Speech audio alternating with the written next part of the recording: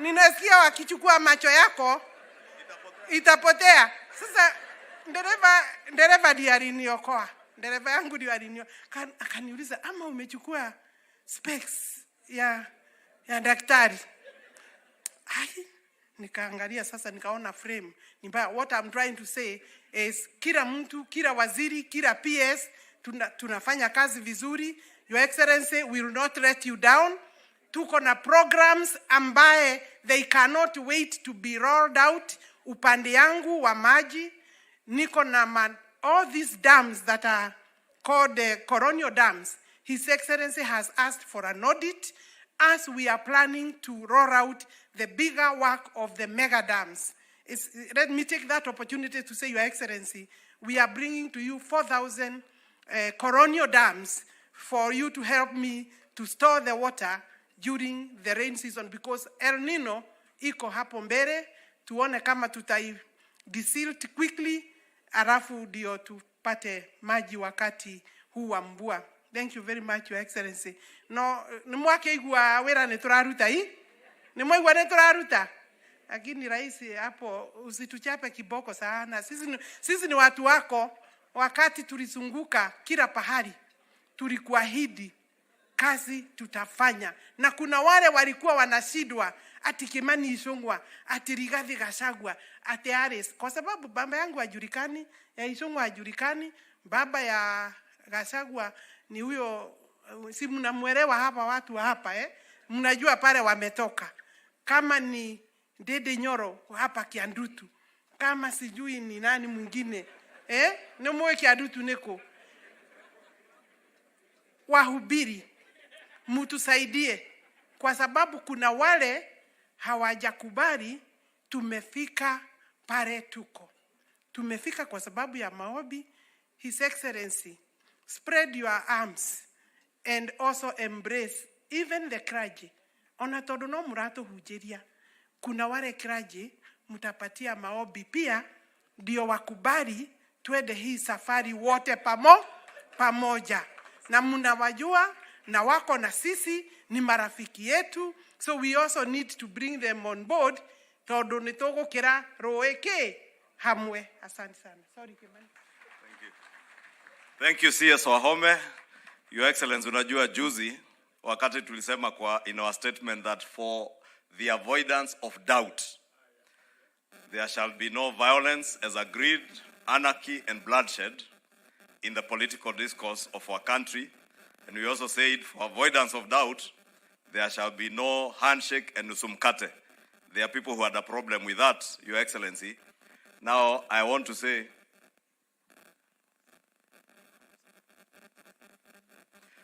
Your Excellency, I just wanted to excuse my sister CS Wahome and tell her also, for the avoidance of doubt, we shall all be waking up early. And Your Excellency, you know I have also confessed to you, I have a problem with sleeping early and a bigger one, waking up early. Lakini unaona, hata nikiamka kama nimechelewa, ninakimbia mbio ili nisichelewe mkutano hata mimi. Kila mtu achunge kazi yake venye the truthful man Rigiji alisema. Na kwa hayo machache, kwa heshima nataka nichukue nafasi hii nimkaribishe speaker wetu wa Senate ambaye wakiwa na Governor Kahiga walichelewa kidogo for the avoidance of doubt. Saa ya service ilikuwa ni 10:30 AM. Karibu speaker.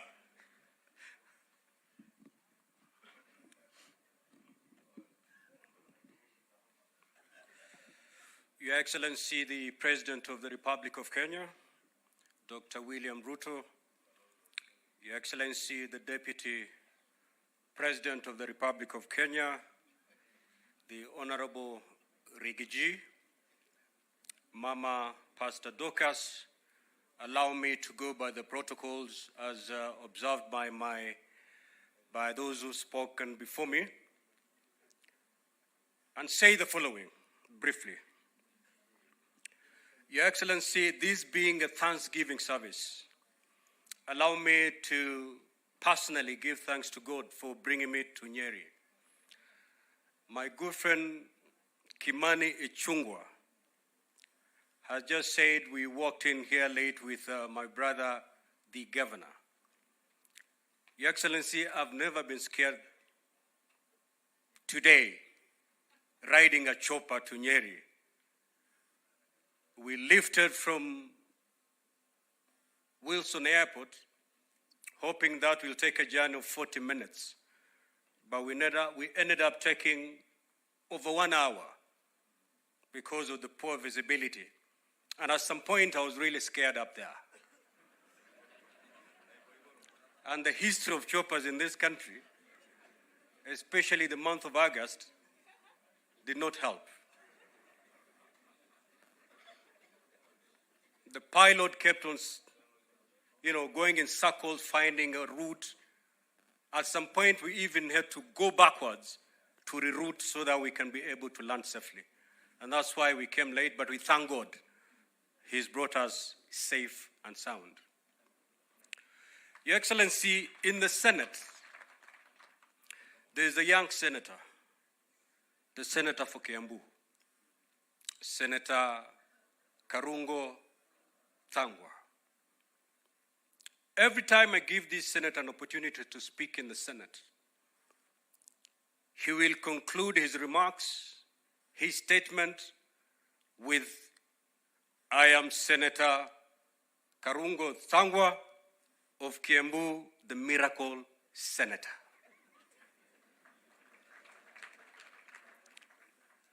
Your Excellency, having heard the speakers who spoke here before me, given the journey that you have followed, that you've gone through to become the president of this country, I can dare say today, indeed, you're a miracle president.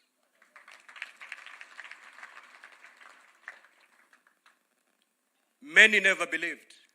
And I said sometimes when in Kwale last week, the presidents of this country, that those who believe that the presidents of this country is a preserve of a few big names, and therefore nobody in this country can ever ascend to the office of being called the President of the Republic of Kenya. But here you are. No big name. If you look at your three names, no big name is there. When you're campaigning, all obstacles are placed before you. But today you're here kwa sababu kuna Mungu aishie.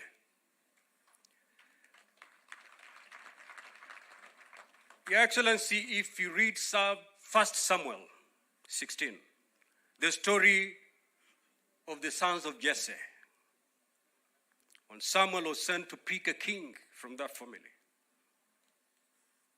he did not bother. Jesse did not even bother with the last one. The first thing he did was to parade the first 7. But Samuel said, none of this is the anointed one. That boy who was in the field looking after the animals, that is the boy that Samuel said, call him here. And this is the one that the Lord has anointed. Nobody knew that a Kenyan bearing no big name as his surname will ever lift the Bible and swear that he is the president of this great nation. Your Excellency, you are indeed a miracle president. And because you're a miracle president, your presidency is not going to be smooth. Because the very same people who believe that the president is a preserve of big names, they are still in shock. They cannot believe you are indeed the president, and they'll fight you. Many obstacles will be placed on your way. The recent happenings have got nothing to do with the economy of this country. absolutely nothing to do with the economy of this country. Because the economy of this country, the cost of living of Kenyans did not worsen by William Ruto becoming the president of this country. In fact, it became worse during their reign. They did nothing about it. So they're using it just as an excuse, because they're yet to believe, indeed, that a son of a nobody, a boy who started his business by selling chicken, today is the president of this great nation. Kwa hivyo rais, hii maandamano unaona, wasitudanganye, ni visababu. Manake mwanzo hawajakubali na hawatakubali. We want you and we pray for you, Mr. President, to ruthlessly focus on the plan. That plan that you sold to Kenyans. Because the only thing that made you be elected as the president is the plan that you presented to Kenyans. Hii mambo yote inafanyika ni kukutoa katika macho yako kwenye utekelezaji wa ile ruwaza yako, so that waanze kupigana nao miaka mitano iishe na hujafanya chochote. Mr. President, stay focused on that plan. The cost of living of this country, the cost of living of Kenyans,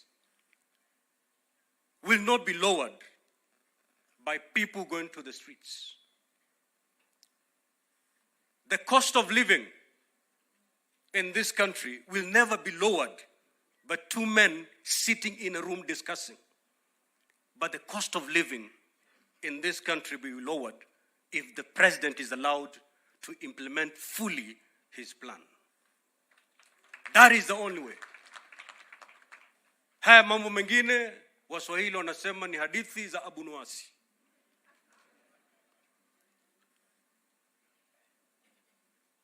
Ndugu yangu Ichungwa amepatiwa jukumu la kuchuana na wale wengine. Your Excellency,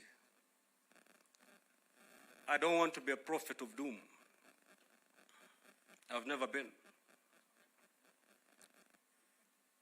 But I've been in this space long enough to observe something. Nothing will come out of these cold talks. But something will come out from this plan that the president has. Look at the issues that are supposed to be discussed. IBC, the office of the official opposition,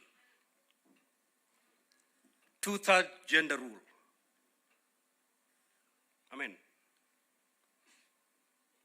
if you ask the president, he'll tell you, immediately he was sworn in, he wrote a memorandum to the two speakers, me and my brother Wetangula here. And those are the very same issues that are now pending in both houses of parliament. So then, why should this become an agenda of discussion outside parliament? We are already fixing them. We are fixing IBC. In fact, in the Senate, there is a pending bill on the issue of the 2/3 gender rule.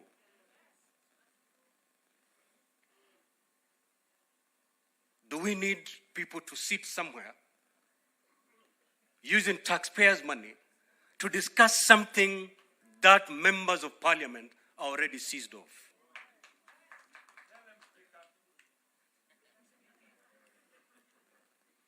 Your Excellency, I was pretty shocked. Your Excellency, I know my time is up. The only way we can lower the cost of living is to have our farmers stay in the farm.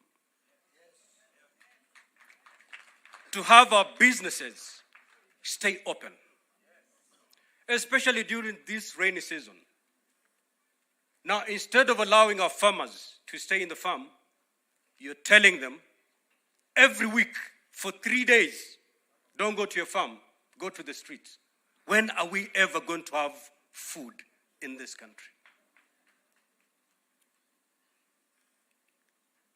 How are you going to grow the economy if you're telling all the matatu drivers to down their keys for 3 days every week? Mama mboga asiende sokoni siku 3 kwa wiki. How are we going to grow the economy? Mimi nashangaa kwamba kofia sasa, sufuria ndio imekuwa kofia sasa. Lakini Mungu amewajibu. In the coming few days, we're going to have such a bounty harvest. There'll be no single sufuria available.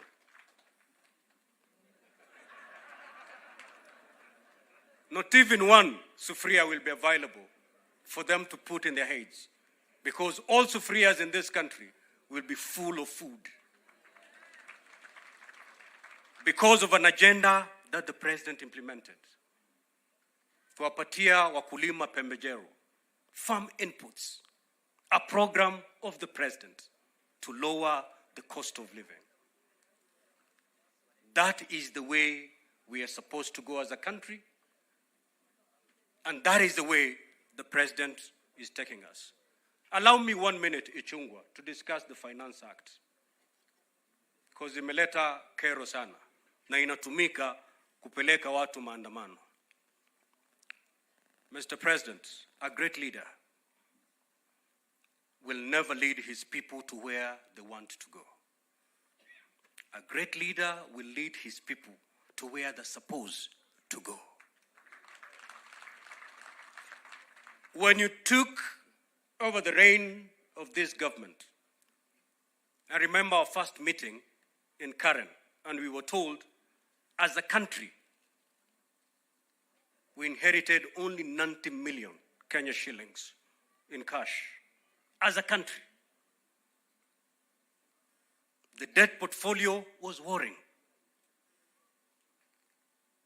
As a president, you could have decided to go the popular way. Let me not tax, because if you tax people, you're going to be unpopular. But looking at the balance sheet, you said the only way we can stay afloat as a country is to broaden the tax base, which you did. Na hilo ndo wandu akaanza kupigana. Rais, kuna ugonjwa wa majipu. Na mgonjwa ambaye anaugua jipu, ikiwa ni apone, you have to squeeze the boil till there's something that will come out like rice. Kule pwani tunaita moyo wa jipu. Ukicheza na ile jipu kulipapasa, yule mgonjwa hatapona. By the time you're squeezing that boil, yule mgonjwa hata kukuuma atakuuma. Hata kofi anaweza kukupiga.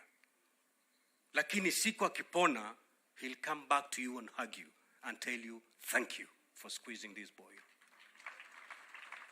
Today, Your Excellency, you're squeezing that boil. Watu watapiga kelele. Usiachilie.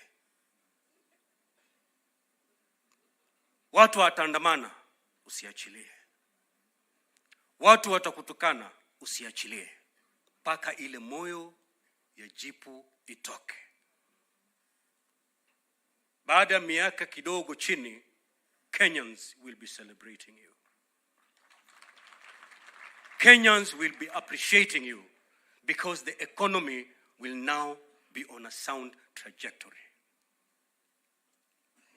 Today, they'll call you all sorts of names.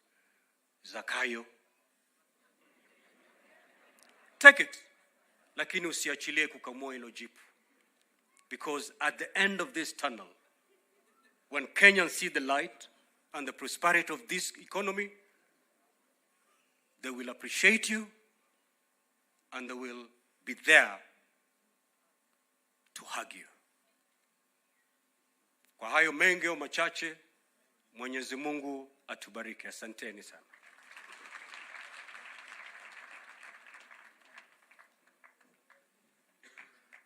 Asante Speaker wetu wa Senate. Mheshimiwa Rais, nikubalie nimwalike Speaker wetu wa Bunge la Kitaifa National Assembly, Speaker Moses Wetangula aka Papa wa Roma. Na nikuambie hapa Nyeri watu huelewa Rusungu. Asante sana.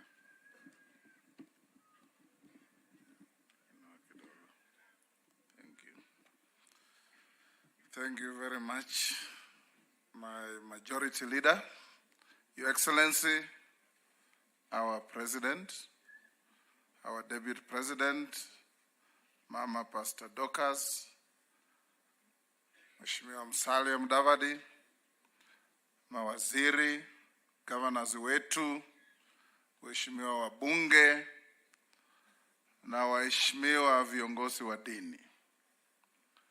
Nimekaa hapa nikasikiza Bishop Washira na kushukuru sana na kutolea kofia.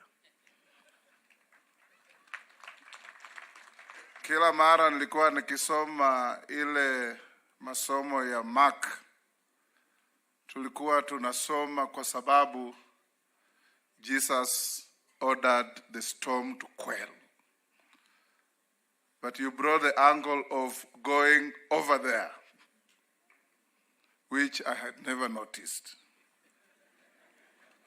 Na vile umeeleza, even the doubting Thomases today will go home differently. Kwa sababu we can see a better tomorrow. Mheshimiwa Rais, leo nimekuambia nimekuja hapa Sagana for the second time. Safari yangu ya kwanza is a story not to remember. Safari yangu ya pili leo nimelishwa neno la Mungu, and I live here a very, very rejuvenated believer. Kwa sababu lisilowezekana na binadamu kwa Mungu linawezekana. And that's how you became our president. The doubting Thomases, the naysayers were all put to shame. Wakati ulienda Amerika, wakati ya campaign, ulituachia ushukani na Kindiki, Rigati na Ichungwa. Tukakuja hapa Nyeri. Tukaenda village ingine, ule kijana rafiki yangu Kanini, nilikuwa wakati ule namuita Kanini Koru.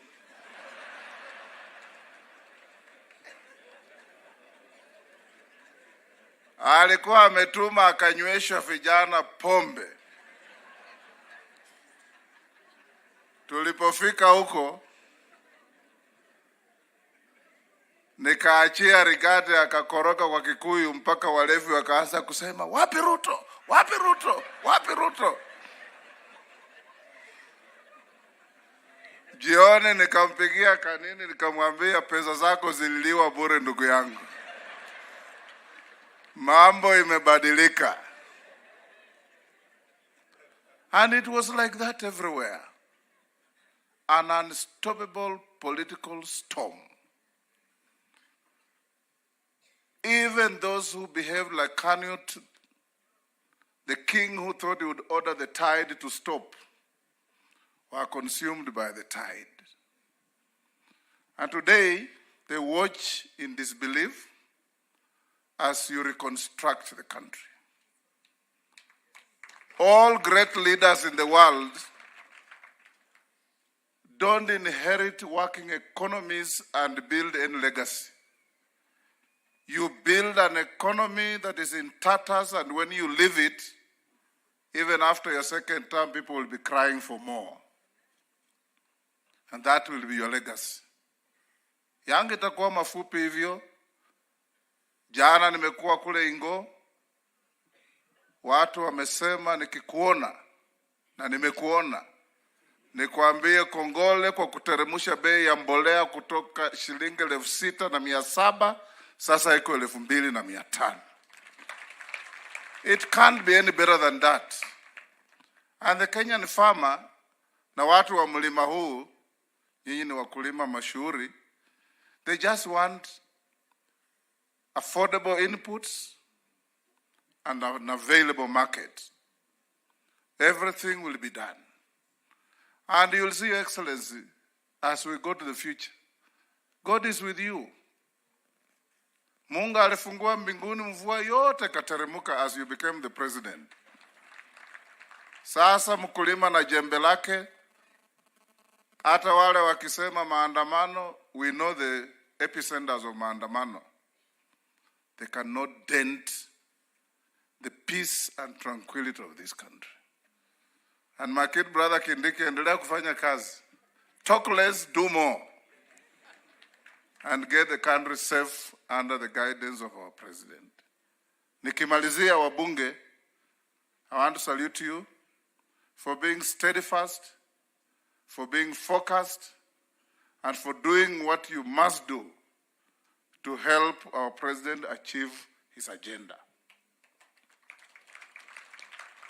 As your leadership in the House, we will give you all the necessary guidance and opportunities to excel in what you are elected to do, to represent, to oversight, to legislate, and above all, to make sure that Kenya is a united country. Kutoka kule Ingo mpaka kule Mandera, we want to be one happy family called Kenya. And that's all we want. Asante sana. Mungu awabariki. Hapa Nyeri, mimi pia niko Ingo. My auntie, dada ya baba yangu, ameolewa na mtu mwingine hapa Mkurueni. Anaitwa Bwana Kiambo. Alikuwa anafanya kwa prisons. My aunt amemzalia watoto 10. Sasa mimi pia nimekuja Ingo. Asante sana Mheshimiwa Musalia. Karibu nawe uongee. Na bishops muendelee kuombea nchi yetu. Wale wakorofi njia yao iteleze. Wale wazuri njia yao inyooke. Tujenge nchi yetu. Thank you.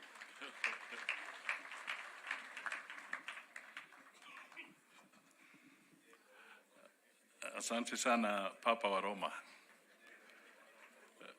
Your Excellency the President of the Republic of Kenya, Mheshimiwa William Samoei Ruto, Deputy President Mheshimiwa Rigathi Gachagua, Madam Dorcas, wenzangu wa serikali, waumini wote, the clergy, ndugu na dada Muriega.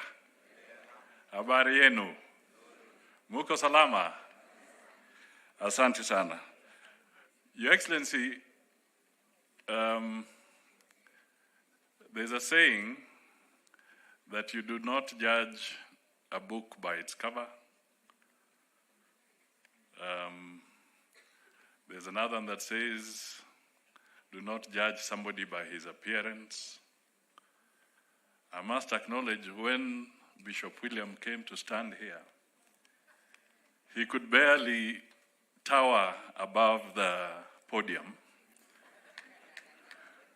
And for a moment I wondered, what is going to come out of Bishop William? But by the time he was halfway, I was no longer seeing the podium. I was seeing the bishop, and he was standing very tall. That sermon was good. Very powerful. Asante sana. Your Excellency, a few points that I will raise very quickly. First is to congratulate the people of Mount Kenya, the entire region. These people have amazed us. They have amazed Kenyans. They are a very strong pillar in your government. These people broke the myth that Mount Kenya can never vote for anybody else. They proved everybody wrong. We can only say hats off to you. Your Excellency, these people are ferociously independent. Kama wamekubali, wamekubali. Na kama wamekataa, wamekataa. Na hawafichi. Na Gachagua hajui kuficha. Anakuambia vile ilivyo. Madam Dorcas, keep praying for him so that he can tell us the truth at all times. Asante sana. Kenya's institutions are firm. Kenya is not a failed state. We have a president, a government, duly elected in broad daylight. And where there was doubt, the courts were tested. Not once, but severally. And they have made their decision that Kenya stands tall and we are not a failed state. Let that message ring loud and clear. Your Excellency, the opposition are using simple tactics, maandamano, rushing to court with petitions, trying to externalize their losses at every corner. But we are very clear that the government of William Ruto, with him at the helm, is firmly in control, and the challenges we are facing shall soon be behind us. What is left really is people refusing to acknowledge the reality. I was asking Ndini Nyoro, what is jealousy? What is the word for jealousy in Kikuyu? Oiru. Oiru. So I put two and two together. He comes from Kiandutu. And I said, bishops, we should pray ama tuambia watu aterere enywe. Tambore kyoko guru, turutendutu ya orio.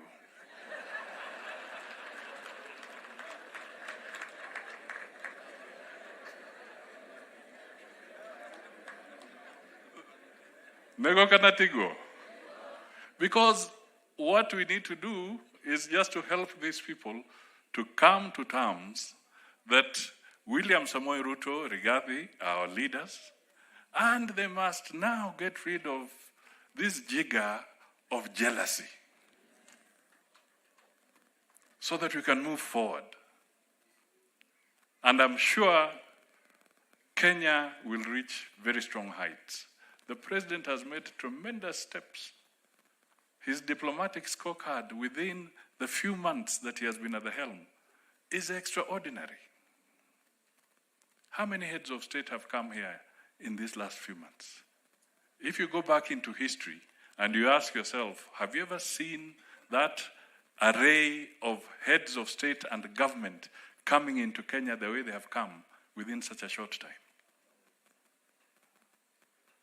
The recognition he's receiving internationally, the resources he's able to garner for us, the financial engineering that he's advocating and supporting for Kenyan people. You people, let us remove ile ndutu. Ya nini? Ya wivu. That word that I said. Oiru. Ladies and gentlemen, we want to thank you for Gachagua, a good man, truthful man. And on that note, may I invite Honorable Gachagua, the Deputy President, to come forward and make his remarks. Asanteni sana.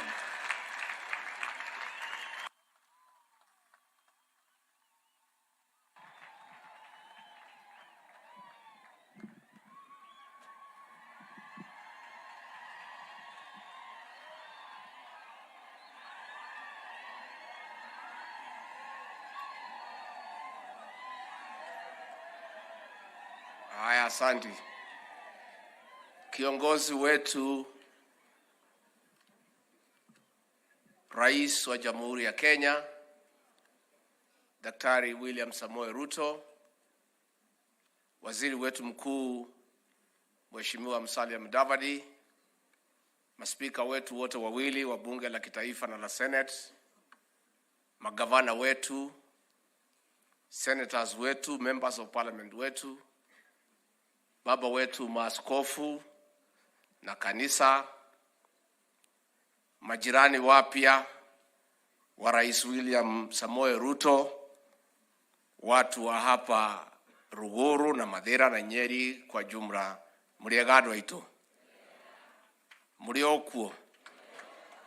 Nimusherire. Kwa muthamaki. Mwibereta muko wa shati. Okay, na nyone mukirokiri otukoi. Ule mukirokire kwa muthuri nginya tari aragiukira.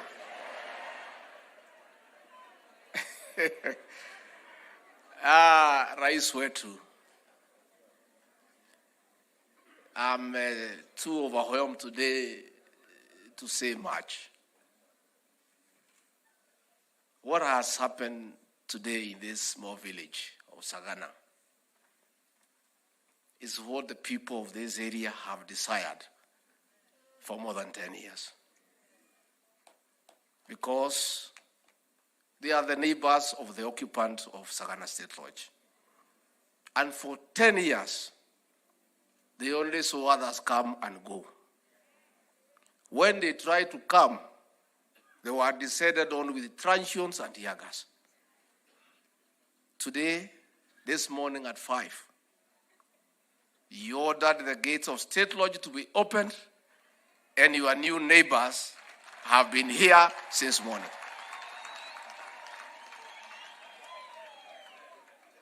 And Rais wetu, hawa ni majirani wako. Na ni watu wazuri sana, utakuja kuwaelewa. Sasa wewe ndio mwenye hii boma for the next 10 years. Na sasa wewe ukifurahia ukikaa hapa, usikie unaendelea kukaa, tunaweza kutafutia shamba hapa.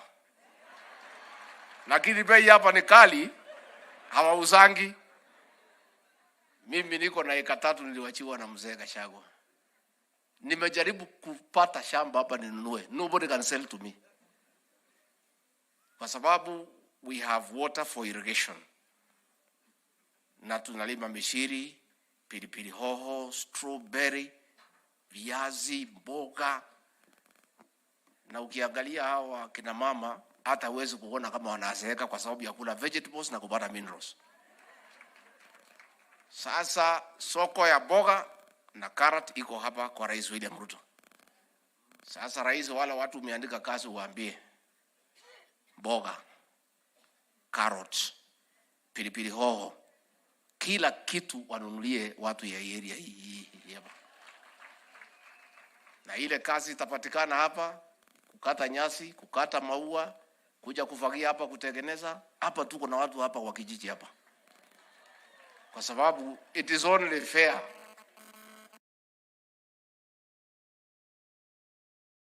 kuliko kusubuana kuwatafutia nyumba, watoke tu hapa jirani wakuja wafagia alafu warudi nyumbani.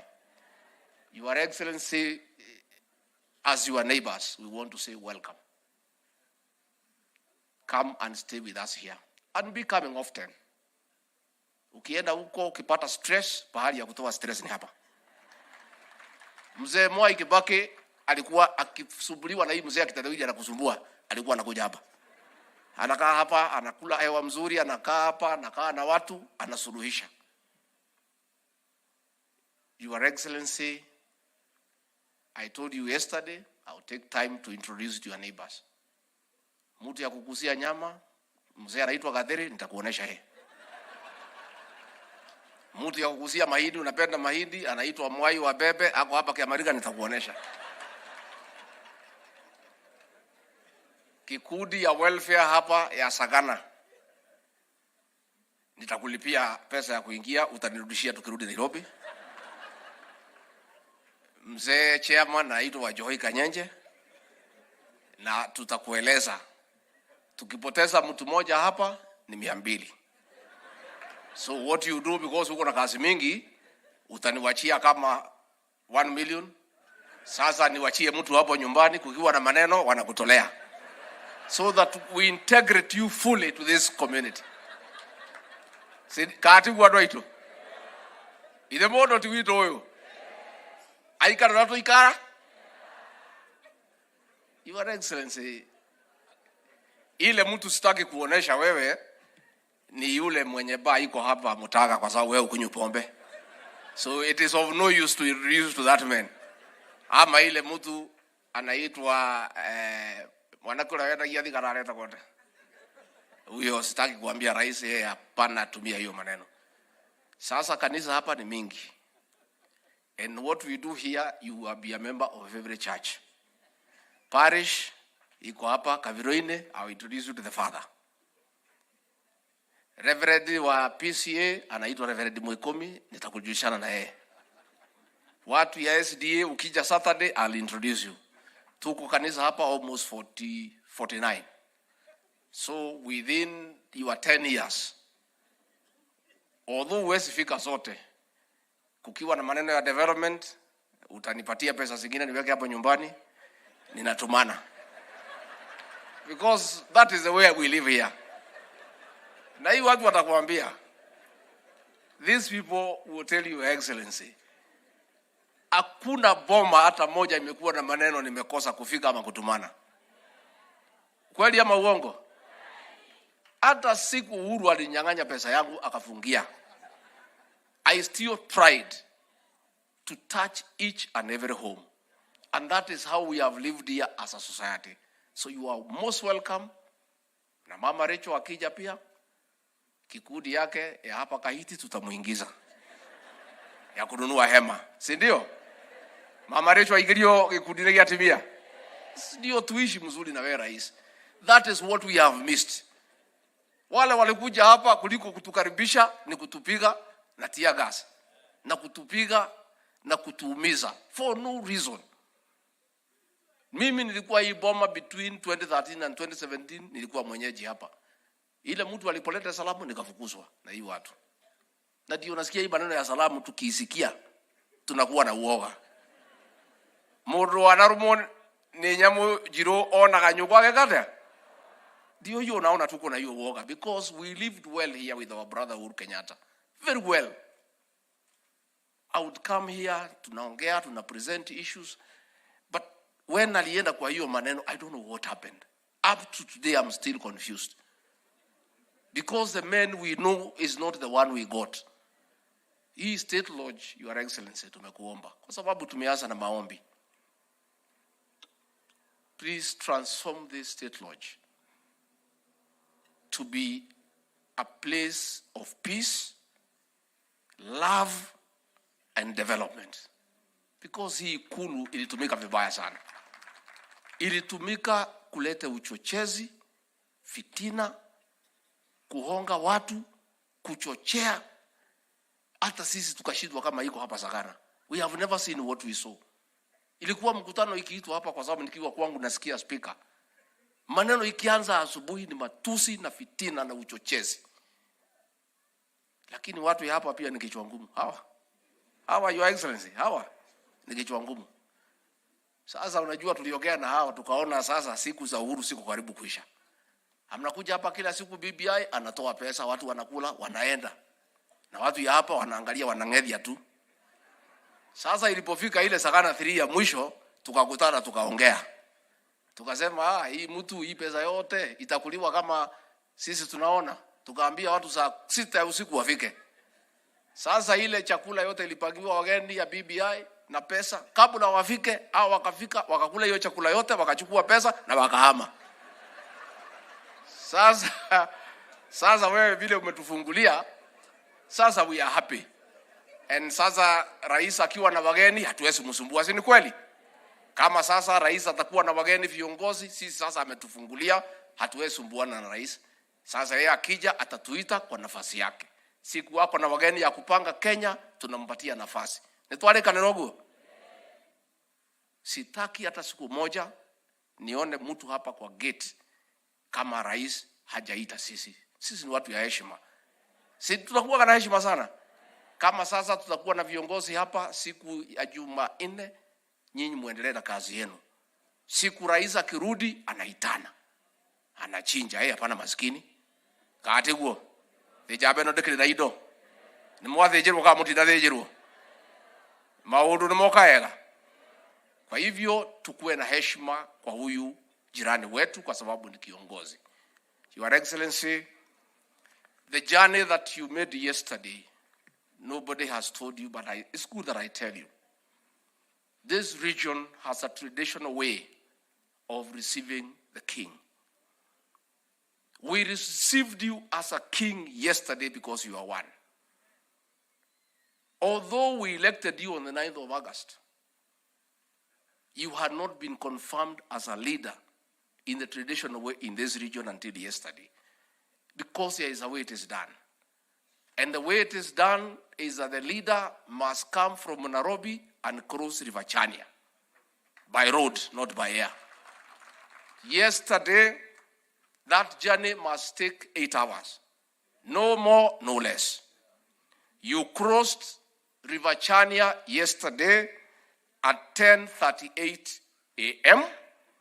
and we received you here at the gate of Sagana State Lodge at 6:38 p.m. Exactly 8 hours from River Chania to Sagana State Lodge. I want to announce that you are now the confirmed leader of the Mount Kenya region in the traditional way, the way we receive the king. Tulisubuana sana na watu yako rais. Unajua hakujua nini tunafanya. Tukiona masaa inaenda pole pole tunakimbiza. Tukiona wanakimbia sana tunasuluhisha. Sasa tulisugusha rais, tukampeleka Githurai, tukafika Juja, tukaona masaa imekimbia tukarudi nyuma. Tukaenda Juja, tukatoka hapo, tukakuja, tukasimama pale Keno. Kutoka hapo tukasimama Makoyo, tukasimama pale Kambiti, tukasimama Makutano. Kufika hapo tukaingilia Kagio. Kutoka hapo Kivuru. Tukapitia Baricho, tukafika Karatina. Tukaona masaa bado. Tukipitia hii ya Ojiro tutafika mapema. Ndio sisi hawa mpaka Marua. Turatora mundu o Gatung'ang'a. Ne wochio o Magajo. Tuwana madhani maradhi muno, tukaambia watoto ya Herega Secondary wamsimamishe hapo waimbe kidogo masaa ifike. Ndio huyu o Herega mundu ni wochio o Kiamariga. Kuma Kiamariga ni wochio. Oko. Ndio tukafika hapa 6:38. Your Excellency, for us in this region, we made a conscious decision. And it was not an accident, by design and careful political calculation. We had 2 choices. President Uhuru Kenyatta, our leader, whom we respect and adore, and is still our leader from this region, chose one route. Kasema tufuate mzee maandamano. Tukamwambia haiwezekani. Akajaribu kutulazimisha, tukakataa. Akaita watu hapa, akawahonga, wakakula pesa yake, wakamwambia haiwezekani. BBI alikuja akapatia hapa, wakaweka pale nje kwa gate. Ndio wachukue pesa. Na tuliambia watu hii pesa chukueni. Ilikuwa inaletwa na kibicho na magunia. Your Excellency, wao watu wakatishwa. Watu wakafungwa, wakafukuzwa kwa viti. But the people of this region had two choices: to go with the past and the future. Na Your Excellency, hawa viongozi nawashukuru sana. Huyu Kimani Ichung'wah, Dede Nyoro, Alice Wahome, huyu Anne Waiguru, huyu Faith Gitau, we sat down and we weighed the options. What Uhuru Kenyatta was telling us to do and what we thought is right. We analyzed the situation and what would be the best option for this region. And we were convinced by experience, reason, and proven track record that William Ruto, the doctor, had a plan to transform the economic fortunes of our people. And that is why we made that decision. So, Your Excellency, we want to say, nimeona watu wakipiga kelele ati sisi ni wengi kwa serikali ya William Ruto. Yes. By choice, by strategy, by design. Yes. Si tulikaa chini tukapanga. Hii maneno ni ya kupangwa. Na mimi, I want to confirm to Your Excellency from the bottom of my heart, we have trusted you and you have earned our respect because you have been very good to us. And the things you promised us, you have done. Na hakuna pahali sisi tuliandikania na wewe. Tulikuamini na ukatuamini. Tukakwambia sisi tutakupigia kura. Na wewe tukaagana, ile yote tuliagana umetufanyia. Sasa wanasema tuko na mawaziri wengi, tuko na PS wengi, tuko na chairman wengi. It is the way it should be, because even by population we are also many. Na kama wako na shida sisi ni wengi kwa serikali ya William Ruto, wajue pia hata kamete sisi ni wengi, waseme tufunguliwe tuende nyumbani. Yeah, si ndio? Kaatiguo. Na sisi tuko kamete kwa sababu sisi ni wezi. It's only that we are many by population. So adwanyoba ito ni mwakena ni kuona jabeno. Ni mwakena. Pio. Ni mwakena ni kumuhigurira goko. Sasa tumefanya, tumekula, tumeomba. Kazi inaanza leo saa 8. Tutakuwa na mkutano na rais na wabunge na maseneta na maminister na PS na watu ya parastato kupanga maendeleo ya eneo hili leo saa 8. Unajua walikuwa wananikashifu hii watu ya magazeti niliposema wewe ukiwa rais utatufungulia hapa tukule mchele na nyama. Ndio. Ngaragude hoya wohoro. And traditionally you cannot talk to your visitors before you have fed them. But these characters do not understand me because they don't come from here. And they don't know the way we do our things. Tulikuwa tukule ndio sasa waanze kupanga nini? Maendeleo. This evening tutakaa na rais tupange mambo yetu. Siku ya Jumanne magavana wote 11 watakaa na rais wapange maendeleo. This Sagana State Lodge ndio itakuwa the seat of government in this region kupanga development ya area hii na ya Kenya. Na kwa hivyo nyinyi msikuwe na wasiwasi, tuko hapo. Sasa wapi minister wetu? Simameni. Ministers, CSs, stand. All CSs, PSs, simama. Chairman of Parastato, simama. CEO, simama. Bas, nimwakeona. Tuikuwa tutirekuwa. Yes, please sit down. You know, these people are accusing me and Ichung'wah and Dede and Alice that we don't know what we are doing. Ati watu wamechaguliwa bunge juzi, wanapeleka hii watu ya Mount Kenya wapi? Wanafuata Ruto blindly. Watu ya Mount Kenya watapata nini? Sasa mlikuwa mnafikiria sisi ni wajinga? Hata kama mimi sijasoma sana, kuna kitu mimi najua. Si mnajua masomo yangu ni kidogo. Si nisoma hapa Kabironi primary hapa. Sasa sisi tulipanga vizuri. We discussed with our president and we agreed on our participation in his government. And that is why we have men and women of substance. And he has also picked competent people so that we are represented in his government because we are shareholders in that government. Walijaribu kusema huwa anasema na serikali ya shares. What I meant, and I want to clarify, ya kwamba uwezi vuna pahali hujapanda. Na uwezi panda mahindi uvune maharagwe. Kati huo. Yes. We are in this government by right and by choice. Na bado rais tulikupatia 47%. We are planning now to give you 70%, utuongeze viti bado tosha. Hii ni kidogo. And I want to say thank you. I want to commend our CSs. They are doing a good job. Especially our son, Professor Kindiki. Wewe ngangana na hiyo watu professor. Wewe wanajali. I mean, and I want to really say, ministers and PSs, adopt the Kindiki style of management. That once you focus on what you want to do, nothing can stop you. You know, and I am really, Your Excellency, very impressed by the Kindiki style of management. Akiamua ni hapa, hata kama ikuta anapitia hapo. And mimi pia ni mtu hapo. Hii kahawa na majani chai na maziwa nimepatiwa na rais nitafanya. Finally, Your Excellency, sisi tulikuwa hapa tumelemewa na pombe na bangi.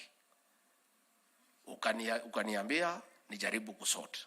Tumeshikana na Kindiki na IG Kome, tunajaribu kupambana na pombe na bangi. We have succeeded 70%. Gari imebaki 30%. Na tutatatua kwa sababu even as we do coffee reforms and tea and milk and other areas, nani atafanya kazi kwa hiyo shamba? Affordable housing, Your Excellency, unatuletea nani atafanya? So we must make sure that we remove our boys from toxic alcohol and poison that has been brought to this area.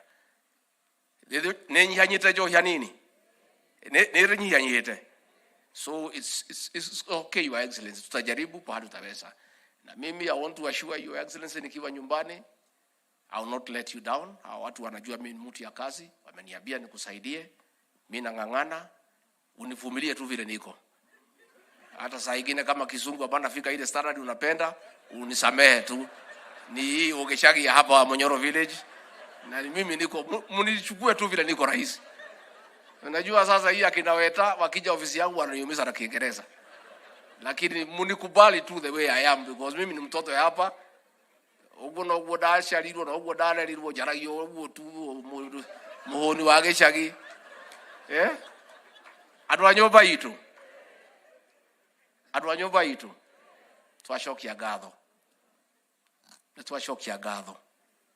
Ni mwatu wekire wega na jabeno. Na twario horo wa ma tutiari handu hega. Tani ri ndari handu haceke. Andu aya mangira go Friday makahingira nginya mandi. No riu nake kumenya Ngai ndari yangi mari. Na ndakomaga kayone ri. Thigari iria ciangiraga ri nicio cinangagira.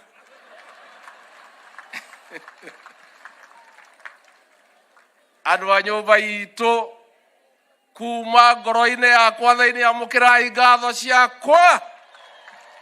Mwatwikire wega muno na tutire na ciugo cia kanwa cia kuigana kuga ni mwatwikire wega. Ahujia itu asanteni sana, ni mahoya tutikariganirwo. Mwatwita kanitha-ini no tuliukaga mwana tuhoera muno, muthie na mbere na kuhoera muthamaki uyu. Ngai amuhe ugi wa gutwarithia bururi uyu na mbere. Ona president witu Uhuru wa Kenyatta mumuiga mahoya-ini. Ngai amuteithie ge na ngoro ya kuiganira ati jambe no ni president wa Kenya na ni itwa ria Ngai mwitikirite. Katiguo mumuhoere president witu atigende toitari njega cia guthie maandamano na kuruta mbeca cia guthukia bururi. Aiganire ati Ngai amutwire muthamaki miaka 10 na atucokerie ngatho ndagatuthukirie bururi. Tondu ni mukumuiga mahoya-ini. Tondu no mwana witu ni ahoerwo Ngai amuteithie aiganire na etikire itwa ria Ngai ati uyu ni muthamaki wa Kenya. Ngaruia we hanaini aku nigetha muke mundeithie kurehe muthamaki wa bururi. Tururingithia hanini nigetha muchanja muke. Rais pia hii watu hapo anapenda densi. Ukifika hapa utakuwa ukikaa unawaitia hii waibaji. Nimukwenda tuchanja muke hanini. Ni nigetha tucoka tukirehe muthamaki nigetha haya rugamai nigetha. Wapi makofi yako mazuri? Ni hai na mudomo waimete Jerusalemu waikorokete. Eli arorete Nyeri ya miango etago Jericho. Ruto Jericho fayorete waganu wamethemba yothe. No waganu warutete mundu citura ria Ngai.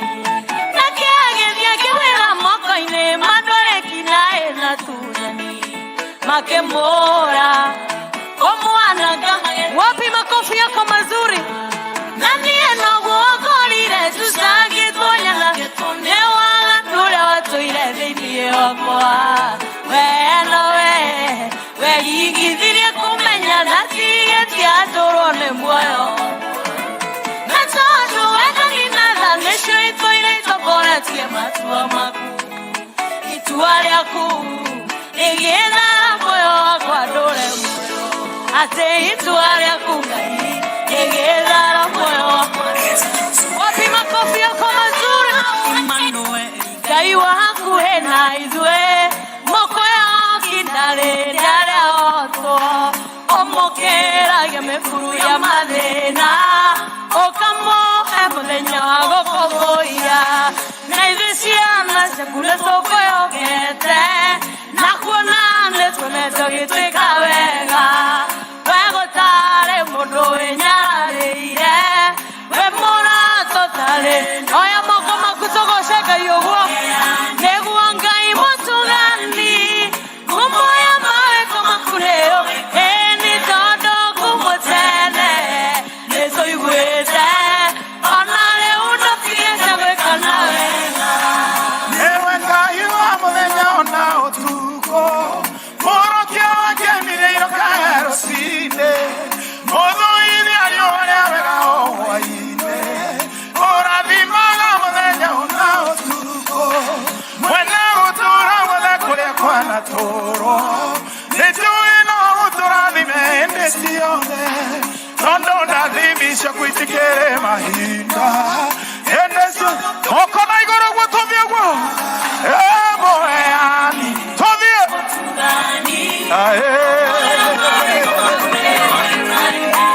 wapi makofi ya juu twende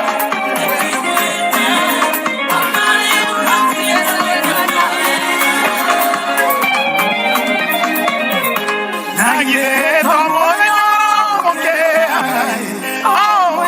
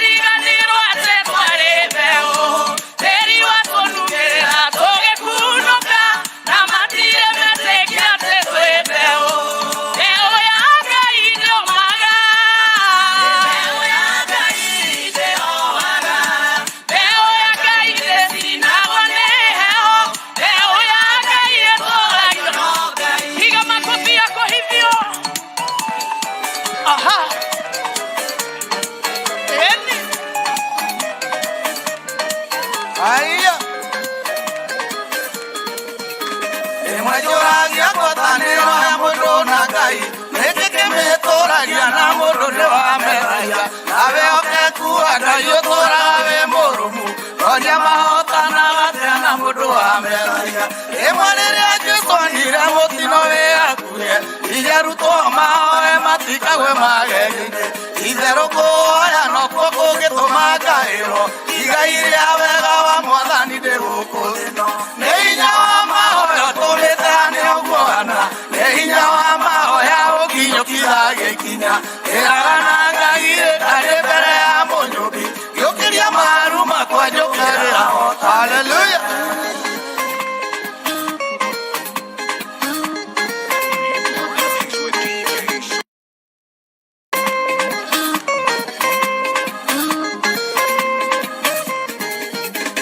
Satana bere diavera wa te hoko deno. Aoira kere maine matuko mero kwenda. Iyo ya lege kometirie magario makoma. One moro akaine iyo ya muteirie. Kari maida nadano kera demo maku. Kari woto dore unre wote kwa bereja. Ira kireta kaore odi moka hauro. Kari wote ide soka mera ketinega kuire. Ende ijawa mahoya tome Ogwana, Nehinya wa mahoya ukinyukira gĩkinya. Ĩragana ngagire karĩ mbere ya mũnyũmbi. Njũkĩria maru makwa. Nĩkĩire kanitha Filipi. Hĩndĩ yohetwo nĩ ũndũ wa mama. Nĩacokagia ngatho nĩ ngwatanĩro yao. Nĩ ũndũ wa kũmwenda nao. Wapi makofi ya juu? Kila mmoja weka mikono juu. Akamwohera ngwatanĩro.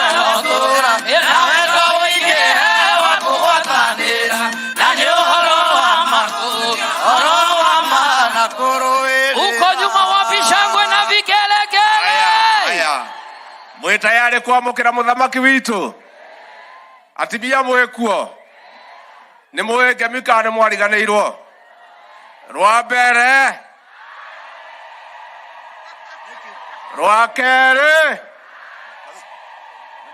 Rwa gatatũ. Rwa kana. Rwa gatano. Tumkaribishe Rais wa Jamhuri ya Kenya, Daktari William Samoei Ruto. Asanteni sana. Tafadhali tunaweza keti chini. Thank you. Mheshimiwa Naibu wa Rais wa Jamhuri ya Kenya,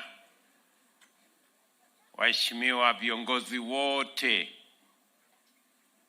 maaskofu wetu na wachungaji, pamoja na wananchi wote wa Nyeri County na Mlima wa Kenya, hamjambo. Hamjambo tena. Andũ aitũ mũriega. Mũriega rĩngĩ. Ngai no mwega. Na hende ciothe. Bwana Yesu asifiwe. Hebu mnisalimie hivi nione. Bwana Yesu asifiwe. Kweli naona mmekuja kukuja. Kwanza wacha nichukue nafasi hii nimshukuru Mungu kwa kutupatia nafasi na kibali tufike hapa Nyeri, hapa Sagana, katika mtaa huu wa Ruguru. Na niwashukuru sana kwa kukubali tuweze kuwa na ibada hii maalum, ibada ya shukrani. Tuko na sababu ya kutosha ya kumshukuru Mungu, kwa sababu tulienda kwa uchaguzi mwaka uliopita, tukamuomba Mungu atupatie uchaguzi wa amani, Mungu atupatie ushindi, na tumekuja hapa Sagana Nyeri leo kumwambia Mungu asante kwa ushindi alitupatia. Kwa niaba yangu na hawa viongozi wote waliochaguliwa, ma MCAs wetu, wabunge wetu, senators, women reps, governors, huyu Mungwana Rigiji na mimi, kwa watu wa Nyeri na watu wa Mlima, tumekuja kuwaambia asante sana kwa kutupatia nafasi ya uongozi. Mimi nakumbuka wakati mwingi tulitembea hapa kwa makanisa, hawa ndugu wakatunitembelea mpaka huko Hustler Mansion. Nakumbuka askofu wetu William Washira, askofu wa Njohi, hawa askofu wengi hapa walikuja kwa maombi kule Hustler Mansion. Na wakati huo mambo yalikuwa magumu, lakini hawa viongozi wa kanisa ni mashujaa. Walikuja tukaomba pamoja. Wakati huo wakatabiri ya kwamba tutapata ushindi. Leo tumefika hapa kusherehekea ushindi huo. Nataka niwashukuru sana na nirudie tena kwamba Mungu mbali na kutupatia ushindi alitusaidia mambo mawili. Alitupatia uchaguzi wa amani na vile vile akatupatia uchaguzi ambao uliondoa ukabila katika siasa ya taifa letu la Kenya. Nikiwa hapa Nyeri, mahali kuna Mount Kenya, mimi nataka niseme kwa niaba ya Wakenya wote, niwashukuru watu wa Mlima Kenya. Mumefanya mambo mawili ya muhimu katika historia ya taifa letu la Kenya. Watu wa Mlima walikuwa mstari wa mbele wakati tulitafuta uhuru wa taifa letu la Kenya. Kwa niaba ya Wakenya wale wengine wote, nataka niwaambie asante sana. Leo tuko taifa huru kwa sababu wengi wa Wakenya, wakiwemo mstari wa mbele watu wa Mlima Kenya, walipigana ndio tuweze kupata uhuru wa taifa letu la Kenya. Ya pili, hapo katikati siasa ya taifa letu la Kenya ilikuja ikatekwa nyara na ukabila. Na Wakenya wengi walikuwa wanashangaa, hii ukabila tutaiondoa vipi katika siasa ya taifa letu la Kenya? Mara nyingine tena, ninyi kama watu wa Mlima Kenya, bila ya Wakenya wengine kufikiria ama kupanga, mkaamua ya kwamba nyinyi ndio mtaongoza kuondoa siasa ya ukabila katika siasa ya Kenya. And I want to say in a very special way, the people of Mount Kenya did the unimaginable. They did the unexpected. Watu wengi hawakuamini ya kwamba watu wa Mount Kenya wanaweza kumpigia kura mtu ambaye si wa Mount Kenya karibu 90%. Na mimi ndio nasimama mbele yenu kusema, on behalf of the people of Kenya, you have made our country proud. That in Kenya today we can say we can vote for a leader, we can vote for a party devoid of our ethnicity, and that we have put our nation on a new trajectory, that Kenya will never be the same again. We are going to be a different nation. Na nawashukuru sana. Nasema hivyo kwa sababu mambo mengi yalipangwa. Fitina nyingi zikaenezwa. Uchochezi mwingi ukawa kati yetu. Lakini mulisimama imara. Mukakataa ukabila. Mukakataa uchochezi. Mukakataa chuki. Nyinyi mtabarikiwa na Mungu.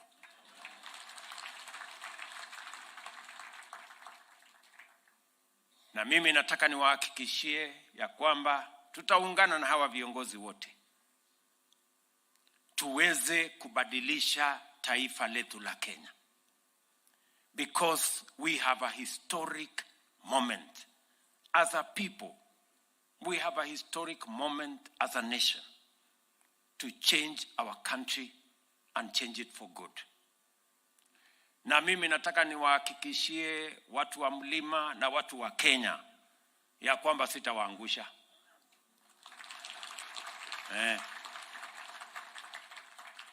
Mkiona vile nakaza hawa marafiki zangu, viongozi wenzangu, ni kwa sababu mimi sitaki aibu ya kuwaangusha. We will not fail you. Na ndio mnaona hii kazi tunafanya na bidii na kujitolea.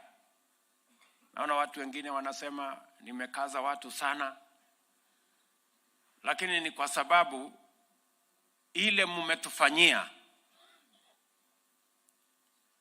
mahali mmetutoa,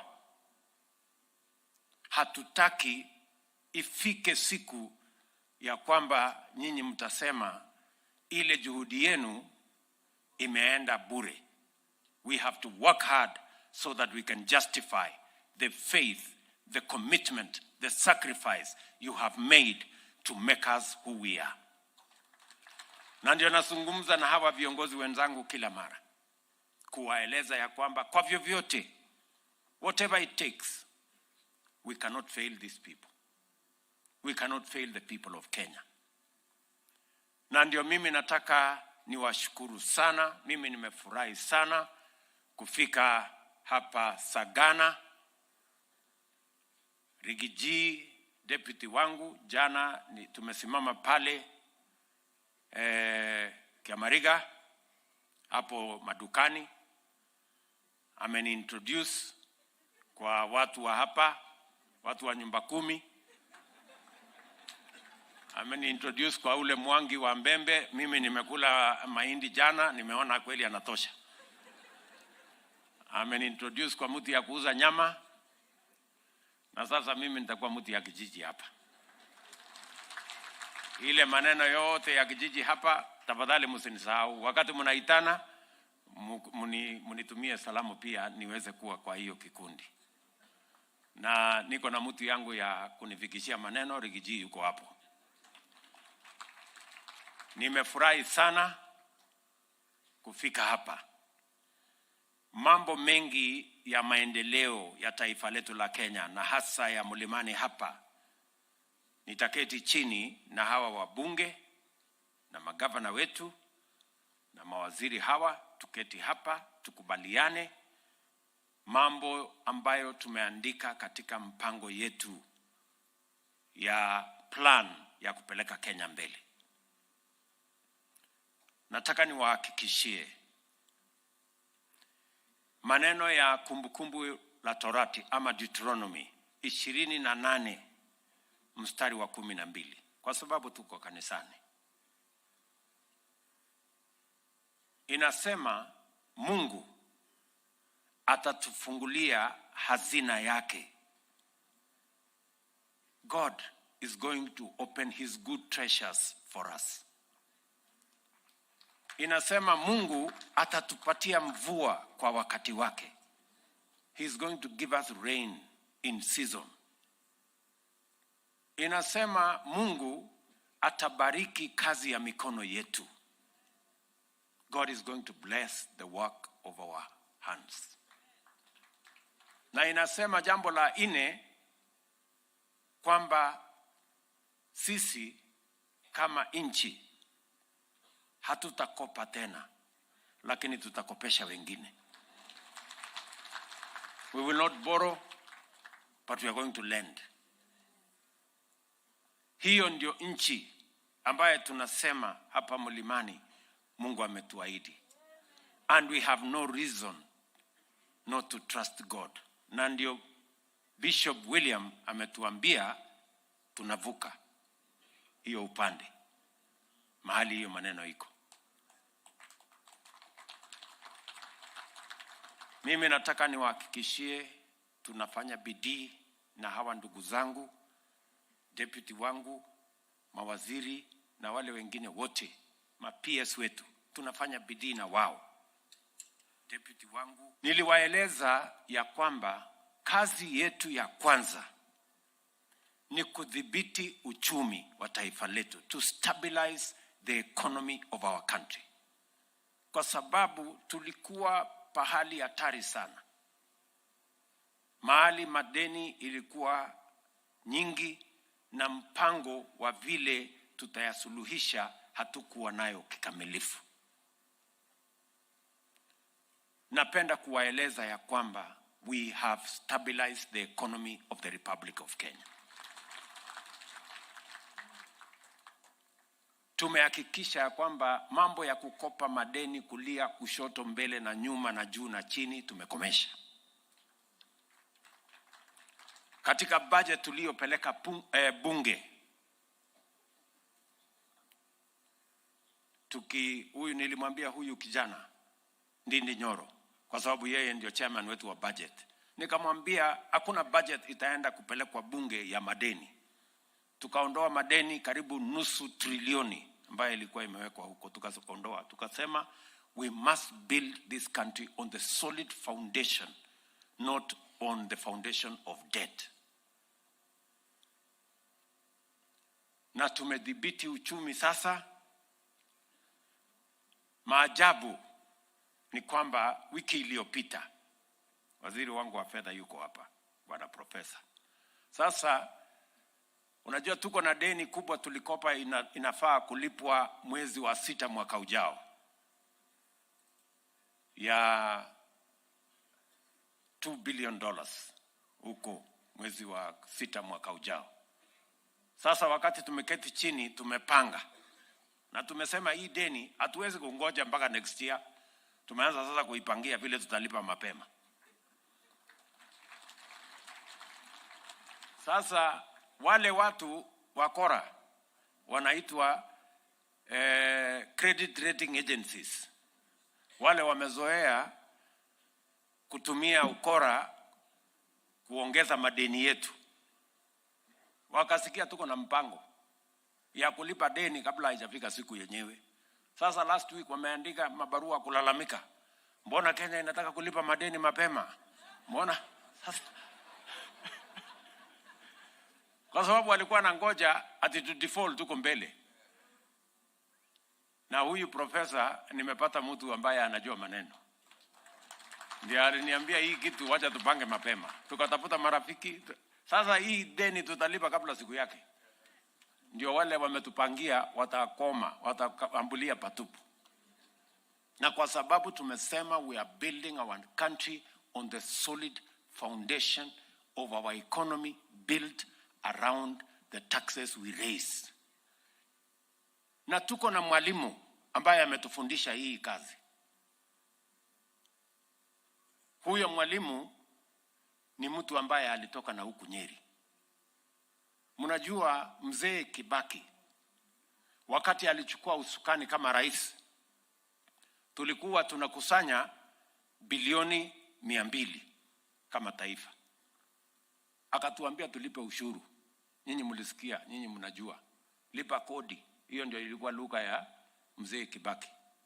Akatusukuma wakati alikuwa anaondoka baada ya miaka 10.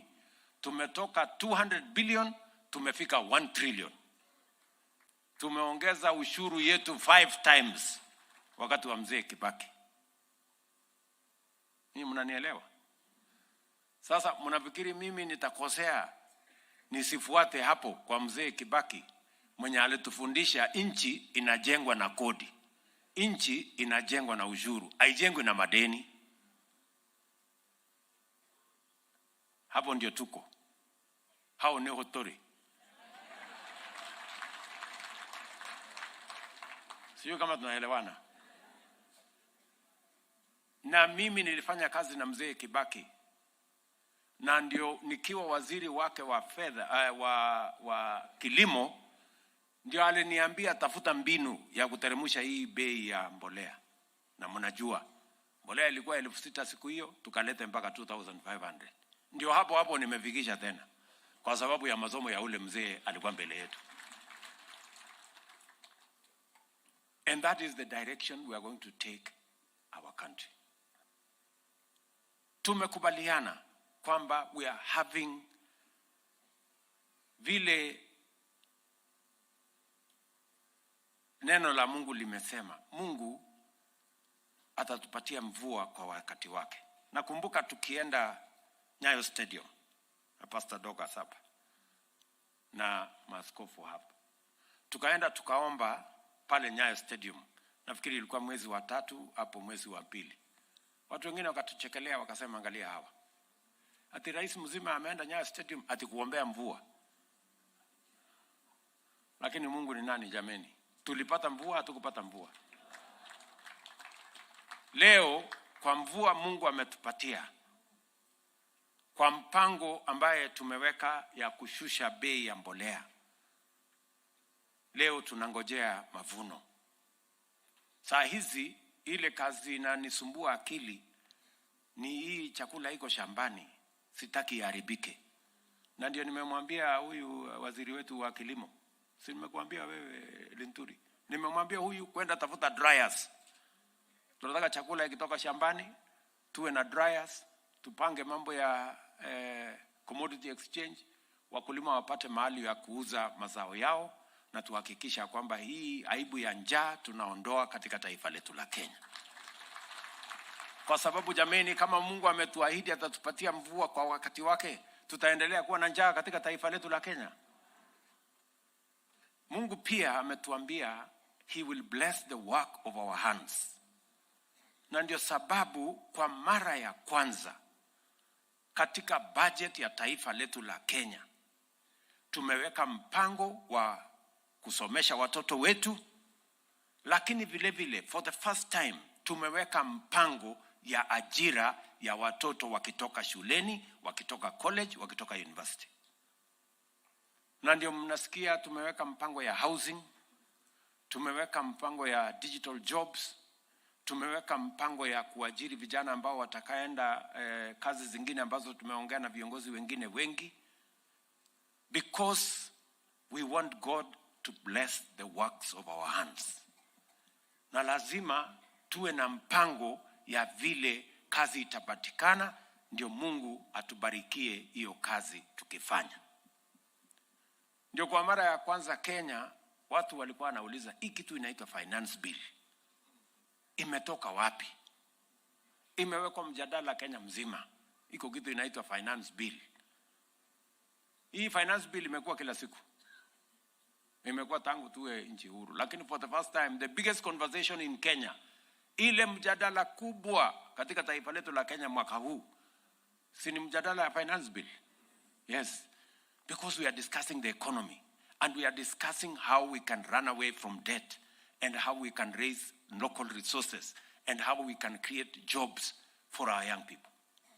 Katika hiyo budget, mbali na kupanga vile tutapata ajira ya vijana wetu wanahangaika kwa pombe na bangi na madawa,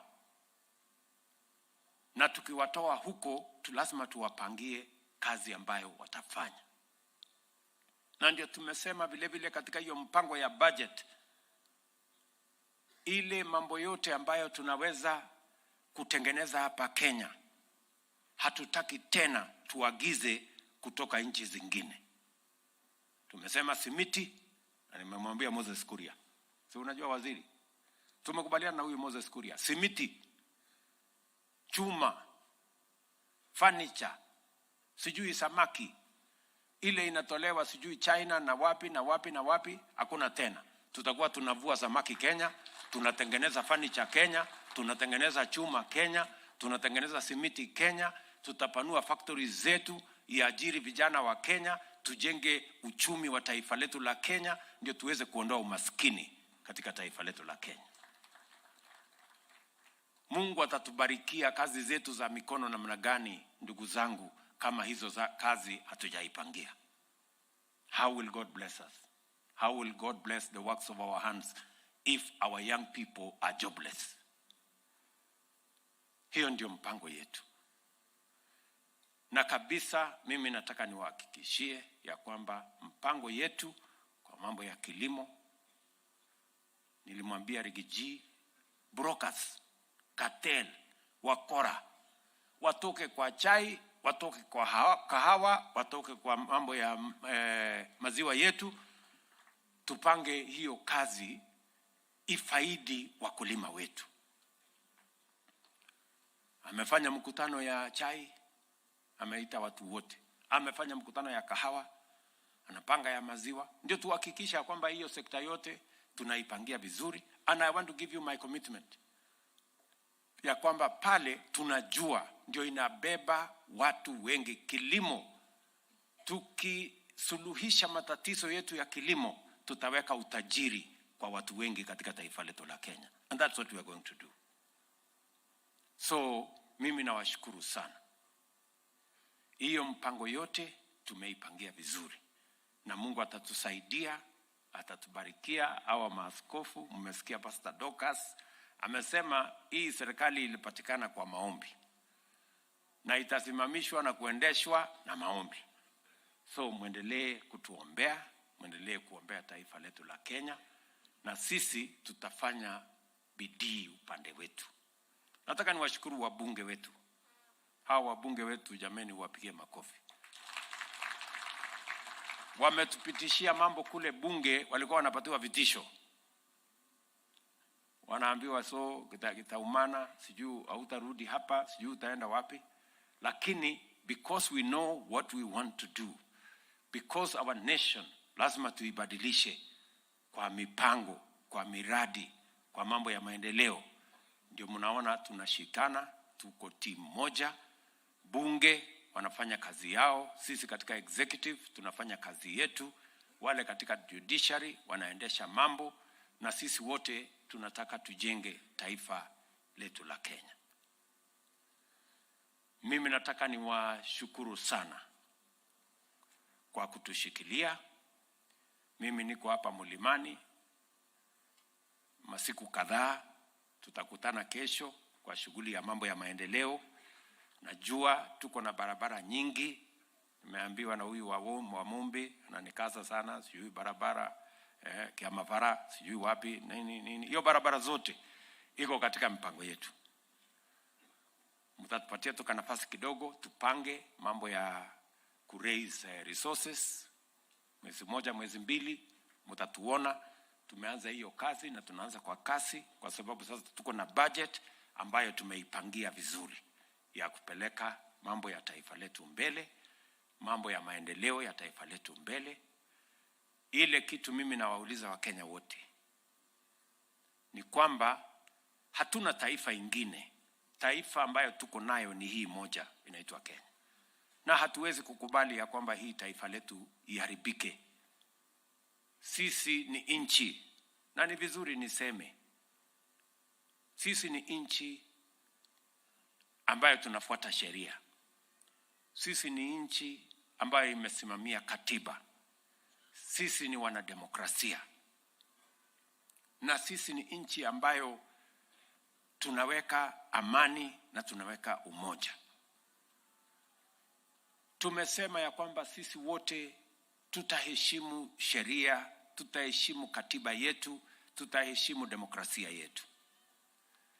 Ile kitu ambayo tumesema haitafanyika tena Kenya yetu ni mambo ya vita, kuharibu mali ya wananchi, kuharibu biashara ya wananchi, kuharibu mali ya umma, barabara na mali ingine ya umma. Hiyo tumesema sio demokrasia, sio kufuata sheria, sio kufuata katiba ya Kenya, na sio uzalendo wa aina yoyote. Kuharibu mali, kuendesha vita na kulete chuki kwa Wakenya. That is not how we build a nation. Many people want to tell us we are taking Kenya backwards. I want to tell them we are taking Kenya forwards by refusing violence, by refusing anarchy, destruction of property, whether private or public. That's how to move the country forward. those engaged, those who propagate violence and destroy property and destroy public property and destroy life and destroy people's business, those are the ones who are taking our country backwards to the dark days where Kenya was violent. And I want to say, as Kenyans, Kenyan leaders, irrespective of what side we belong to or what persuasions we come from, we must stand together to say no against violence, against anarchy, against destruction of property, because that is violence, undermines democracy. Violence works against the rule of law. Violence works against us as a nation, and we must all stand together to say no to violence.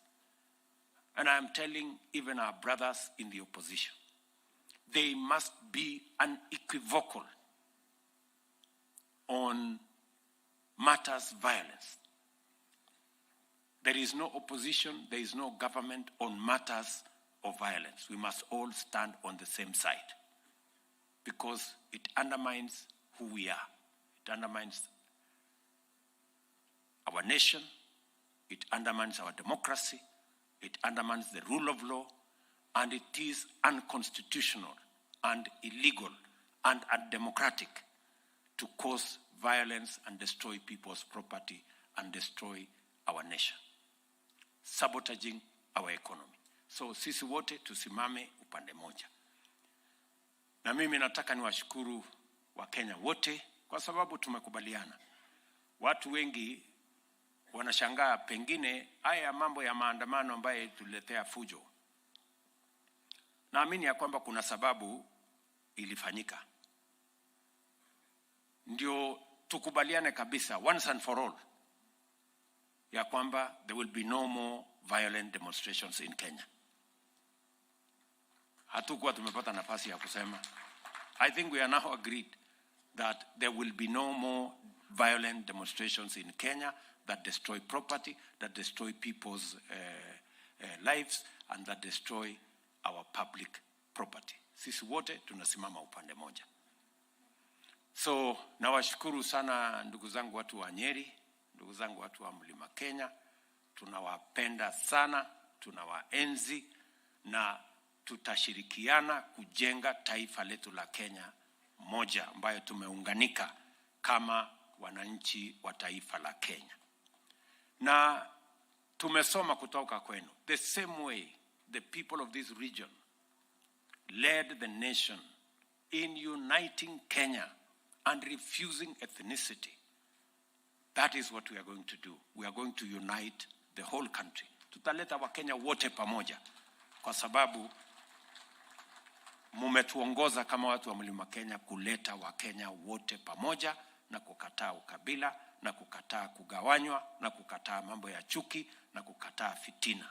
Tunataka tuwe nchi moja. That is how we are going to bring the nation together, energize our development and drive our prosperity and collective good for our nation. Nataka nimshukuru sana huyu deputy wangu. Mara anaonewa sana anaonewa sana kwa kusema ukweli. Lakini mimi namshukuru kwa sababu yeye ni shujaa. Hata watu wapige kelele namna gani, akitaka kusema maneno ile iko ngumu sana, anasema hajasoma sana. Ndio apate mahali ya kuhepa. Lakini huyu mtu anakaa kama mtu ambaye hajasoma kweli. So tunashukuru sana, asante sana kwa kunipokea hapa. Mimi nataka niwaeleze ya kwamba mimi sasa ni mtu ya jirani yenu hapa na tutashirikiana na tutafanya kazi pamoja. Na pia msisahau kunialika.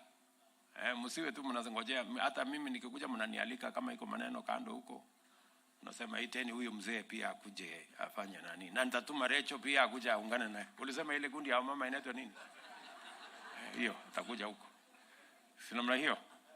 So maaskofu wetu, asante sana kwa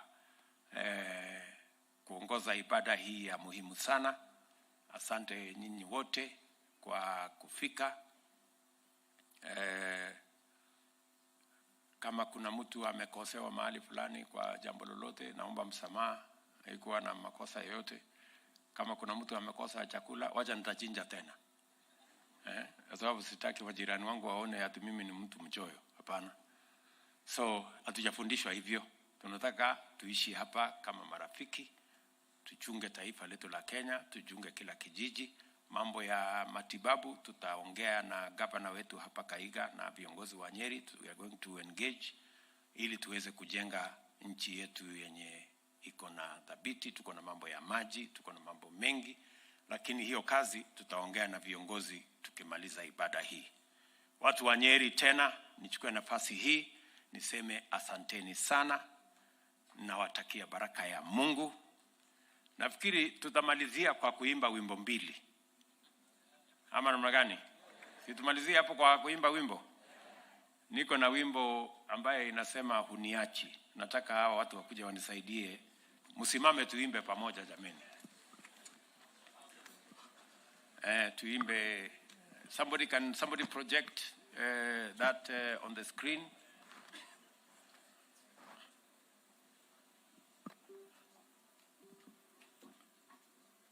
Hiyo. Haya, mtu atuongoze hapo.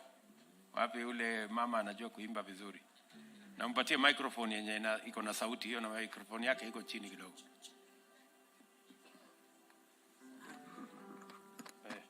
Mpatie.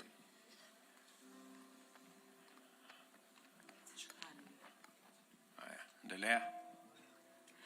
Umeahidi ewe Bwana, huniachi hadi mwisho wa dahari, ulisema huniachi. Wewe ni Mungu uliye mwaminifu siku zote. Mimi ninaiweka imani yangu kwako Bwana. Umeahidi ewe Bwana, huniachi hadi mwisho wa dahari, ulisema huniachi. Wewe ni Mungu uliye mwaminifu siku zote.